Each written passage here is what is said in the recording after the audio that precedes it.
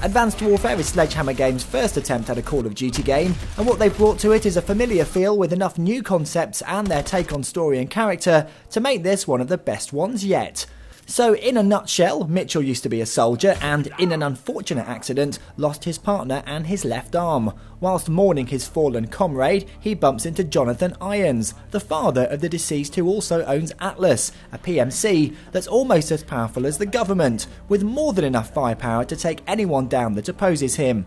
The plot then twists and turns more than the drones hovering above your head, and it's the usual corny lines and male bravado, but it does have to be said, it's a bit more intelligent this time, and Kevin Spacey playing the lead villain is a touch of genius. He certainly brings some gravitas to the role, and it really adds a stamp of quality to the whole game.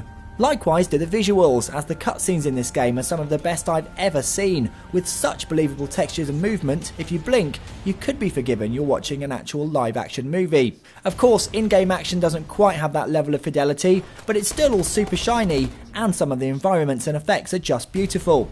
In terms of gameplay, it's the exoskeleton you're wearing that makes the difference here. Thanks to a number of suits you can don with different abilities, you can not only partake in the casual run and gun action, but also climb up walls, grapple across gaps, turn invisible, rip doors off cars, punch people into the middle of next week, and do some nifty double jumps. Mission Impossible and Titanfall are sure to spring to mind when you're playing this game, but that doesn't stop all the action being a lot of fun as you travel around places as diverse as Detroit, Bangkok and snowy glaciers. Each suit also has its own extra abilities such as riot shields, sonic blasts, stims for health boosts, and a handy overdrive feature for slow-mo action when you're not bursting through doors.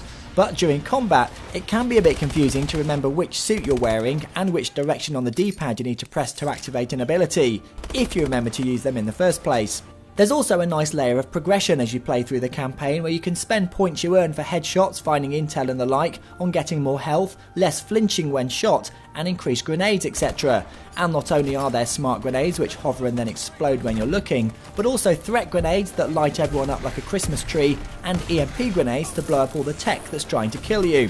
There are some of the usual Call of Duty problems once again. Quicktime events aren't that welcome, especially when the buttons aren't intuitive, and you can get sudden game over moments if you accidentally break the script of a stealth mission, and if you try to lead the way, you're usually surrounded by enemies and shot to bits in seconds.